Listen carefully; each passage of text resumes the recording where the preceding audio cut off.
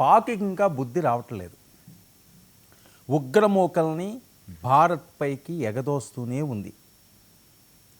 వీళ్ళకి మాటలతో చెప్తే వినరు, చేతల్లో ఆల్రెడీ చూపించేశారు, అయినా ఇంకా బుద్ధి రావట్లేదు. మరి ఏం చేయాలి? ఎంతకాలం భరించాలి ఈ దుర్మార్గాన్ని? వాళ్ళ రక్తదాహానికి ఎలా చెక్ పెట్టాలి? ఇది ఈరోజు భారత్ ఆలోచిస్తున్న అంశం. ఇప్పటికే బ్రహ్మోస్ను మించిన చీల్చుకు చెండాడేసే క్షిపణులు సిద్ధం చేసేసారు. ఈ వార్త తెలియగానే వాళ్ళకి పరిగెడుతున్నాయి గుండెలో రైళ్ళు. ఇప్పుడు తాజాగా మరొక అంశం వెలుగులోకి వచ్చింది. ఆంధ్రప్రదేశ్లో పాకిస్తాన్ మూలాలు. చూడండి ఎలాంటి పరిస్థితి ఉన్నది. ఇప్పటివరకు కూడా హైదరాబాద్ ఏవో కొన్ని ప్రాంతాల్లో వాళ్ళు తిష్ట వేశారు అన్నాం, కానీ తరచూ మనకు వినిపిస్తున్న వార్తలు ఏంటంటే ఆంధ్రప్రదేశ్ను కూడా వీళ్ళు వదలట్లేదు అని. మరి ఏ విధ్వంసానికి వీళ్ళు స్కెచ్ చేస్తున్నారు? గతంలో సబ్మెరీన్ ద్వారా గాజా గుర్తే ఉంటుంది. గాజా గురించి చరిత్ర తెలియకపోయినా సినిమా చూస్తే కళ్ళకు కట్టినట్టు తెలుస్తుంది ఎంత దుర్మార్గానికి వాళ్ళు బరితెగించారో. అది ఆ విజువల్స్ చూడండి. ఎంత ధైర్యం ఉండాలి ఈ రకంగా పాకిస్తాన్ జెండాతో ఆ యువకుడు కారులో కండలు చూపిస్తున్నాడు. ఏం చేయాలి మరి వాటిని ఏం చేయాలి? భారత్లో మళ్ళీ పాక్ ఉగ్ర కదలికలు. స్థానికుల్ని రిక్రూట్ చేసుకుని విధ్వంసానికి ప్లాన్. పెహల్గాం దాడుల తర్వాత కాస్త బ్రేక్. ఆపరేషన్ సింధూర్ కౌంటర్గా మరిన్ని ఉగ్రదాడులను ప్రేరేపిస్తున్న పాక్. దానికి నిదర్శనం మనం చూస్తున్న ఈ విజువల్స్. పాకిస్తాన్లో అసలు ఇండియన్ ఫ్లాగ్తో ఎవరైనా సరే కనిపించే పరిస్థితి ఉంటుందా? అది చూడండి, ఎంత జెండా పట్టుకున్నాడు, పెట్టాడు దానికి, పెట్టి కండలు చూపిస్తున్నాడు. మరి దాన్ని పిండి చేసేయాలి కదా. ఇదేం సినిమాయా? సినిమా షూటింగా ఇదేమన్నా? ఎంత ధైర్యం ఉండాలి అంటే రెచ్చగొట్టే ధోరణి అన్నమాట. మమ్మల్ని ఎవరో ఏం చేయలేరు, మీరు మంచోళ్ళరా. మంచోళ్ళు అనేసరికి ఎప్పుడు చేతకంతనంగా కనిపిస్తుంటుంది. ముఖ్యంగా పాకిస్తాన్ కూడా అదే ఆలోచిస్తుంటుంది భారత్ తోటి. మంచితనం వాళ్ళకి చేతకాంతనం కింద కనిపిస్తుంది. దానికి తగిన బుద్ధి చెప్పాల్సిన సమయం ఆసన్నమైంది. ఈసారి చెబితే చిన్నవి కాదు, సింధూర్ కాదు, ఆపరేషన్ సింధూర్ కాదు, ఇక పాకిస్తాన్ భారత్ అనే మాట రావడానికే వణికిపోయే విధంగా ఉండాలి. మునీర్ లాంటి వాళ్ళు ఇంకా ప్రారంభం పేలకూడదు వాళ్ళ స్పీచ్ల్లోని. ఆ రకంగా ట్రీట్మెంట్ ఉండాలంటున్నారు. ఇక భారతీయులనే రిక్రూట్ చేసి విధ్వంసానికి కుట్రలు. ఎంత దారుణం చూడండి. భారతదేశంలో ఉన్న వాళ్ళని ఎవరైనా డబ్బు కాసిపడేవారు వేరే వాళ్ళని రిక్రూట్ చేసుకుని వాళ్ళ ద్వారా కుట్రలు చేసే పన్నాగం. తాజాగా సత్యసాయి జిల్లా ధర్మవరంలో 2 పాక్ సానుభూతి పరుల అరెస్ట్. రియాజ్తో పాటు నూర్ అహ్మద్ అనే యువకుడిని అదుపులోకి తీసుకున్న ఎన్ఐఏ. రియాజ్ స్వస్థలం కడప జిల్లా Yerraguntla. Pak social media influencer Syed Bilal వీడియోను స్టేటస్ పెట్టుకున్న రియాజ్. ఇదిగో చూడండి. No India, I love Pakistan అని క్యాప్షన్. వాడు చేసే వికృత చేష్టలకి అవి స్టేటస్లు పెట్టుకుంటున్నారట వీళ్ళు. ఏ దేశంలో పుట్టారు, ఏ గాలి పీలుస్తున్నారు, ఏ తిండి తింటున్నారు, దీని చరిత్ర ఏంటి, అసలు పాకిస్తాన్ చరిత్ర ఏంటి, ఏ ధైర్యంతో వాళ్ళు చేస్తున్నారు, దేనికి ఆశపడి చేస్తున్నారు? మన దేశానికి అపకీర్తి చేస్తే కన్న తల్లిని అమ్ముకున్నట్టే. తల్లిని అమ్ముకున్నట్టే, మనకి జన్మనిచ్చిన తల్లిని అమ్ముకున్నట్టే. దేశానికి కానీ చెడు చేయాలని ఆలోచిస్తే ఎవరైనా సరే.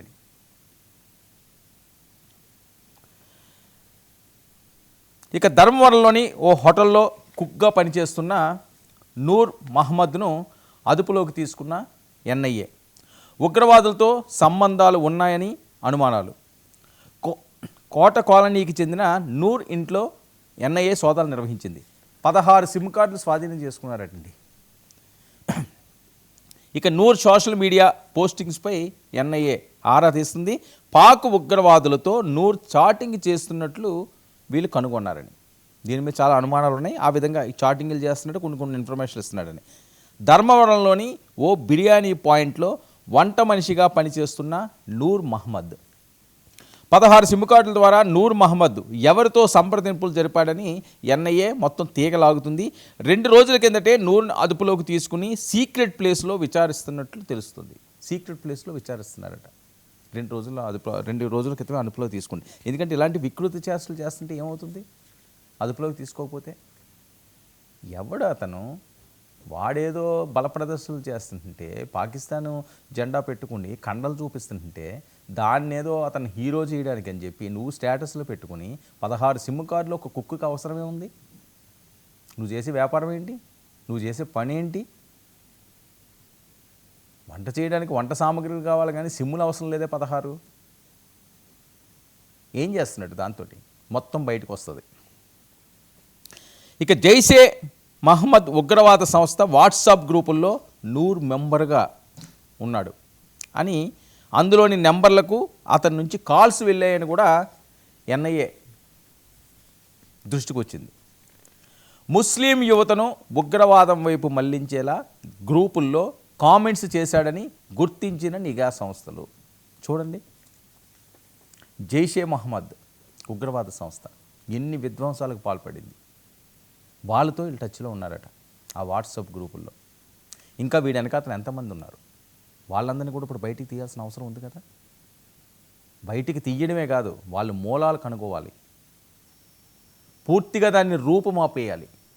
ఆ కండలన్నీ కూడా పిండి అయిపోవాలి ఈ వికృత్యాస్తులు చేసి. ఇక ముస్లిం యువతను నేను ముందుగా చెప్పినట్లుగా ఉగ్రవాదం వైపు మళ్లించేలా గ్రూప్స్లో కామెంట్స్ చేశాడని గుర్తించిన నిఘా సంస్థలు. చూసారా, ముస్లిం యువత టార్గెట్గా. అంటే భారతదేశంలో ఉన్న ముస్లిం యువతను రెచ్చగొట్టి కొద్దిగా ప్రలోభాలకి లోబడేవారు ఎవరైనా ఉంటే వాళ్ళని గుర్తించి ఇక్కడే దాడులు చేయడానికి, అంటే భారతదేశంలో ఉండి భారతదేశంలో ఉన్న ముస్లింలతోటే అటాకులు చేయించే పన్నాగం పండుతున్నారట. ఎందుకంటే ఇప్పుడు బార్డర్ దాటి సీన్ని కట్ చేసేసారు కదా. అంత ఈజీ కాదు ఈసారి. బార్డర్ దాటితే పైకి పోవడమే. అంత కట్టుదిట్టం చేశారు భద్రతా బలగాలని. సో ఏం చేయాలి? ఆల్టర్నేటివ్ చూసుకోవాలి కదా. అందుకని ఈ దుర్బుద్ధితోటి ఇలాంటి వీడియోస్ అన్నీ కూడా ప్రయోగించి వాళ్ళని రెచ్చగొట్టించి మీకు మేము ఉన్నాం, మేము చూసుకుంటాం, మీరు చెలరేగిపోండి, మమ్మల్ని ఆదర్శంగా తీసుకోండి, మీరు కండలు చూపించండి, ఈ రకంగా వాళ్ళని రెచ్చగొట్టి ముగ్గులోకి దింపుతున్నారు. పెహల్గాం తర్వాత బయటపడ్డ జ్యోతి మల్హోత్రా ఉదంతం. తాజాగా ఇప్పుడు ధర్మవరంలో 2 సానుభూతి పరుల అరెస్టు. స్వాతంత్ర దినోత్సవం సందర్భంగా భారత్లో పేలుళ్లకు కుట్ర పన్నినట్లు గుర్తింపు. అదృష్టవశాత్తు ఏమి జరగలేదు. 79వ స్వాతంత్ర దినోత్సవ వేడుకల్లో దేశంలో ఎక్కడో దగ్గర కల్లోలం సృష్టించాలని ప్లాన్ వేశారట. మన నిఘా సంస్థలు ముందుగా పసిగట్టినట్టు అవి ఏవి కూడా జరగకుండా ఆపారు. మొత్తం లాగుతున్నారు. రియాజ్, నూర్ మహమ్మద్లను అరెస్టు చేసిన ఎన్ఐఏ. వారం రోజుల కిందట హైదరాబాద్లో 16 మంది పాక్ ప్రేరేపిత ఉగ్రవాదులు అరెస్టు. చూడండి ఎక్కడి నుంచి ఎక్కడికి లింకులు అవుతున్నాయో. 16 మంది అట పాక్ ప్రేరేపిత ఉగ్రవాదులు అరెస్ట్ అయ్యారు. కేంద్ర ఇంటెలిజెన్స్ ఇచ్చిన సమాచారంతో మధ్యప్రదేశ్కు చెందిన యాంటీ టెర్రరిజం స్క్వాడ్ అలర్ట్ అయింది. ఇక ఏటీఎస్ ఆపరేషన్లో 16 మంది అరెస్టు. వీరిలో 11 మంది భోపాల్ వాసులు, మరో 5 హైదరాబాదీలు. వీళ్ళ కుట్రంతా కూడా తెలుగు రాష్ట్రాల మీద కేంద్రీకృతమైందని అర్థమవుతుంది. నిఘా వ్యవస్థలు పెరగాల్సిన అవసరం ఉంది. నిఘా సంస్థలు డేగ కన్నేయాల్సిన అవసరం ఉంది. 16 మందిని పట్టుకున్నారంటే ఉగ్రవాద ప్రేరిత వాసుల్ని, అది చిన్న అంశం కాదు. అదృష్టవశాత్తు ఏమీ జరగలేదు. జరిగితే ఈరోజు పరిస్థితి ఏంటి? ఇప్పుడు మంచి చేయాలంటే అది వేరే రకమైన అంశం. చెడు చేయాలన్న వాళ్ళని అలా పసిగట్టుకుని ఉండలేము.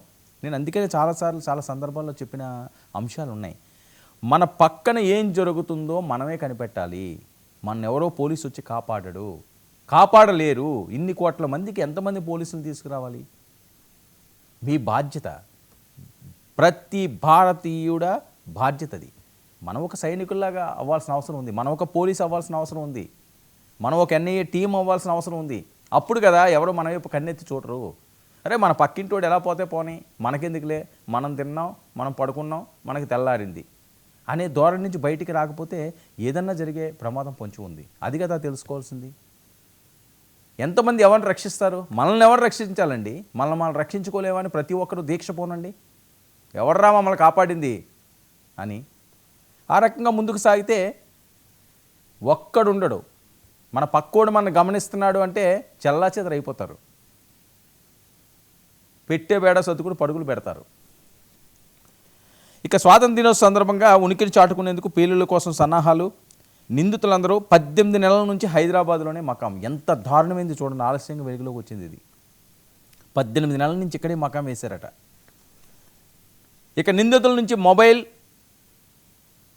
డాగర్లు, కత్తులు, జిహాదీ సాహిత్యాన్ని స్వాధీనం చేసుకున్నారట. చూడండి వాళ్ళ ధైర్యం. యువతను ఉగ్రవాదం వైపు మళ్లించడమే వీరి టార్గెట్. 18 నెలల నుంచి ఎంతమందిని ఉగ్రవాదం వైపు వీళ్ళు మళ్లించారు, అది కూడా లాగాల్సిన అవసరం ఉంది. చాలా కీలకమైన అంశాలు ఇవి. సోషల్ మీడియా వేదికగా ఐసిస్ సానుభూతి పరులతో నిరంతరం టచ్. సోషల్ మీడియా ద్వారా భారత్ వ్యతిరేక ఉగ్రవాద కార్యకలాపాలు. కుట్రలో భాగంగానే భోపాల్, హైదరాబాద్లో 18 మంది మకాం. హైదరాబాద్లో పట్టుబడ్డ వాళ్ళంతా సాఫ్ట్వేర్ ఇంజనీర్లు. చూడండి ఎలాంటి సిచ్యువేషన్ ఉన్నదో, సాఫ్ట్వేర్ ఇంజనీర్లట. ఇంకా వాళ్ళు ఎవరిని కనిపెడతారు? ఎవరు కనిపెట్టగలరు వాళ్ళని?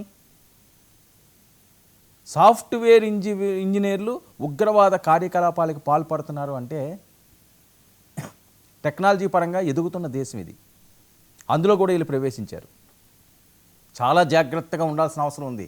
సాఫ్ట్వేర్ కంపెనీ ఉద్యోగులు, తోటి ఉద్యోగులు కూడా మీ పక్కన ఉన్నవాడు ఏం చేస్తున్నాడు, ఆడు ఏ దేశం నుంచి వచ్చాడు, ఏ భాష మాట్లాడుతున్నాడు, ఏ ఫోన్ వాడుతున్నాడు, ఏం తిండి తింటున్నాడు, ఎవరితో టచ్లో ఉంటున్నాడు, ఏ టైంకి వస్తున్నాడు, ఏ టైంకి వెళ్తున్నాడు, ఎక్కడ నివాసం ఉంటున్నాడు, ఆ నివాసం ఉన్న ప్రాంతాల్లో ఎవరెవరితో అతను టచ్లో ఉంటున్నాడు, సాఫ్ట్వేర్ కంపెనీలో ఎవరితో క్లోజ్గా ఉంటున్నాడు, ఏ అమ్మాయిలకి గేల వేస్తున్నాడు, ఇలాంటివన్నీ కూడా పసిగట్టాల్సిన అవసరం ఉంది. లేకపోతే మీ ప్రమాదాన్ని మీరే కొని తెచ్చుకున్నట్టు. ఎవ్వరూ ఎవరిని కాపాడిన అవసరం లేదు. మనం కాపాడుకుంటే ఆ దృఢ ధైర్యం ఉండాలి. అది భారత రక్తం అంటే, అది భారతీయ పౌరుడు అంటే. ఆ దమ్ము, ఆ కలేజా ప్రతి ఒక్కరికి ఉండాలి. ఎవర్రా మమ్మల్ని కాపాడేది, మేము కాపాడుకోలేమని మీసం మెలేయండి, తొడగొట్టండి, ఆ చప్పుల్ని గుండాగిపోవాలి వాళ్ళకి. ప్రతి పౌరుడు చేయాల్సిన బాధ్యత ఇది. ఇది నా దేశం, నా ఇల్లు, నా ఇంటి మీదకి ఎవడరా వస్తాడు, మీ ఇంటి మీదకి వస్తే ఊరుకుంటారా? ఇది అంతే. దేశం మీదకి ఎవడొచ్చినా ఎందుకు ఊరుకోవాలి? మనకు ఆ పౌరుషం లేదా, మనకు ఆ సత్తా లేదా, మనకు ఆ ధైర్యం లేదా, మన రక్తం ఉడకటం లేదా? ఉడకాలి, మరగాలి.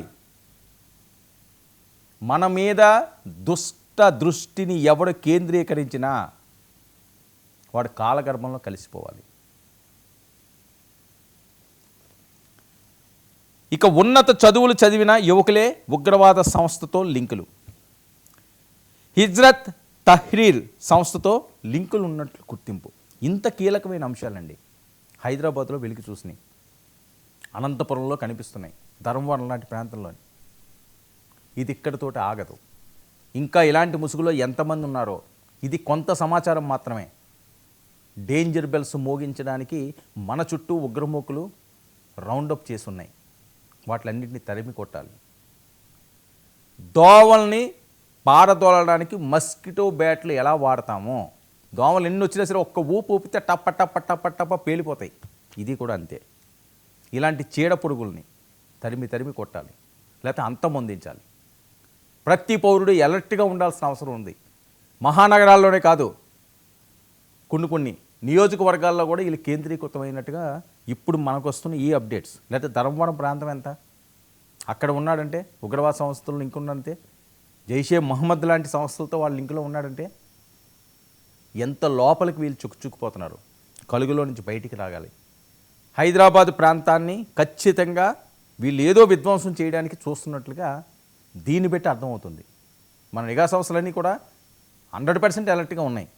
కానీ మన బాధ్యత కూడా మనం నెరవేర్చాలి. అప్పుడే వాళ్ళకి భయం అంటూ ఏర్పడుతుంది. మరి చూద్దాం ఏ రకంగా ఉంటుందో, ఈ ఉగ్రమూకల అంతు ఏ రకంగా తేలుస్తారన్నది.